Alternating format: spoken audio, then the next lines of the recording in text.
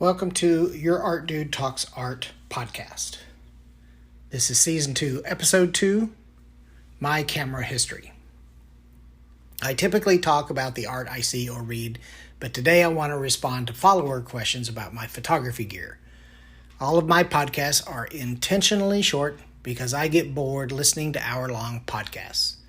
The script for each episode are published on my Patreon page prior to broadcasting, and the scripts are also published to my Medium page following the broadcast. See the links at the end of this script for more information. I'll talk more in depth about my camera gear after this short break.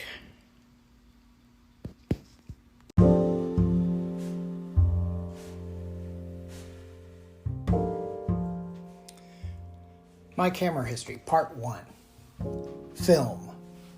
My journey in photography begins while I was at the University of North Texas in Denton, Texas. The year is 1980, and I bought a Pentax K2 SLR, which of course used 35mm film. At least, possibly. I am not totally sure because it was a long time ago, and I'm an old white guy relying upon my dear memory. Being a student, I could not afford a Nikon, so I tried to get as close as possible. I took classes in black and white film, color film, and also color slides. My favorite part of photography at the time was spending time in the darkroom using Kodak film and paper for color prints and using Ilford film and paper for black and white prints, as well as slides shot with Kodak slide film and Cibachrome slide film paper. Cibachrome was bought by Ilford and became Ilfochrome. I really liked using contrast filters when I was printing my black and white photography and pushing my black and white prints as far as possible with lots of hard whites and hard blacks. I also really liked making prints from color slides on Cibachrome because I found the colors to be really, really beautiful. Part 2, Digital. With the arrival of a new millennium, I was drawn into the promise of digital cameras. I jumped into this new format in 2005 using a Kodak CD33, a 3-megapixel sensor camera. Kodak was still making cameras at this time, and they offered very affordable cameras. The sensors were very small in the beginning, but this was perfectly fine for using images I captured and posted on the internet. In 2013, I graduated to using the Lumia 1020, which was my Nokia phone. This was my first foray into phones with cameras, and this beauty had a 41 megapixel sensor camera, which rivals the sensors on DSLRs today. I found this phone to be way ahead of its time, and it inspired me to dream of a future where visual artists could benefit from technology in much the same way as musicians had been benefiting from the introduction of MP3s. My vision of digital art was frustrated because technology wasn't where I needed, but I had high hopes for the future. Part 3, DSLR. In 2015, I bought my first DSLR. It was a Nikon D5300 with a 24 megapixel DX sensor.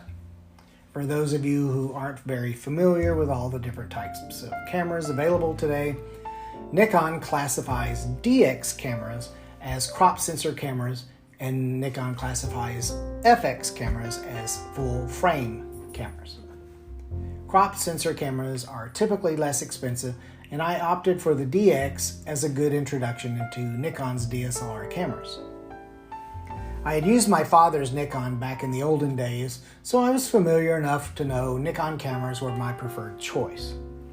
I bought 3 lenses and embarked on my modern camera experience. Part 4, Mirrorless. In 2019, Nikon entered the relatively new technology of mirrorless cameras, and I bought a Z7 with a 45 megapixel FX sensor. This was my first experience with full frame sensors, and the best part of this experience was shooting in RAW format, which is a large file format, and the editing options are vast when working in Adobe Photoshop and Lightroom. I then began a collection of different Z-mount lenses, which Nikon developed for their entire mirrorless camera line. I also then bought a Leica Q2 mirrorless camera with a 47 megapixel full-frame sensor, which had a fixed 28mm lens. What a fixed lens camera means is I was not able to change the lens.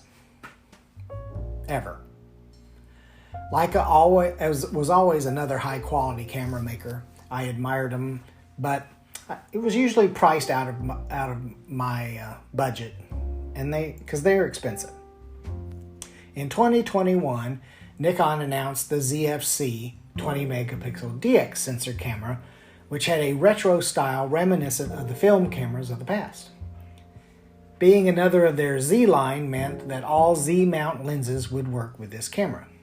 The ZFC also has a fully articulating screen in the back, which could flip out and rotate around, so that when taking selfies or videos of myself to post on social media, I could see what I was filming while the camera was pointed at me.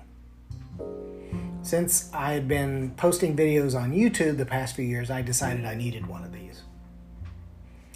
Then, in 2022, Nikon announced their flagship mirrorless Z line, the Z9 with a 45 megapixel FX sensor, which could shoot 8K video.